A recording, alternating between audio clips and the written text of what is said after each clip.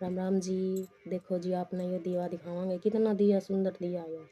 आप इस दिए ना मंदिर में लगाओगे तो आपके जीवन में प्रकाश ही प्रकाश होगा।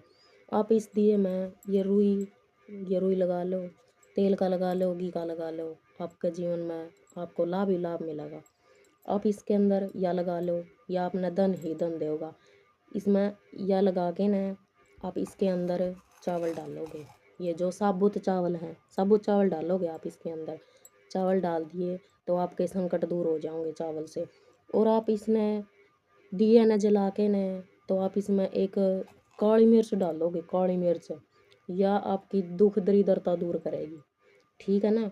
और आप इसके अंदर राई डालोगे, जो पीली सरसों होती है वो इसके अंदर डालोगे तो आपको आर्थिक संकट से छुटकारा मिलेगा।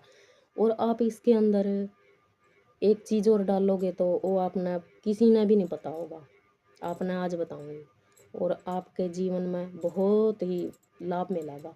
एक चीज़ आप इसके अंदर डालना, लौंग और इलायची। लौंग इलायची से आप इसके अंदर डालना और आप फिर देखना आपको कितना लाभ मिलेगा।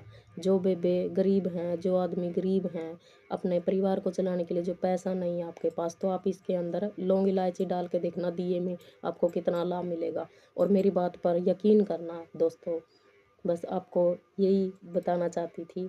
और आप एक बात और बताएंगे सभी बहनों ने, जो ये दिए हुए बेबे दिवाली पर आपने लगाए हैं और जो दिए दोबारा आप उन्हें यूज करना चाहो, वो तरीका आपने किसी ने नहीं पता है।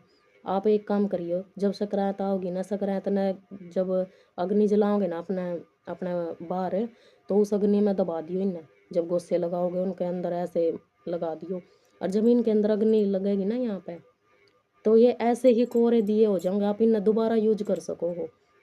या एक दूसरी सलाह आपने, ठीक है। राम राम सभी को।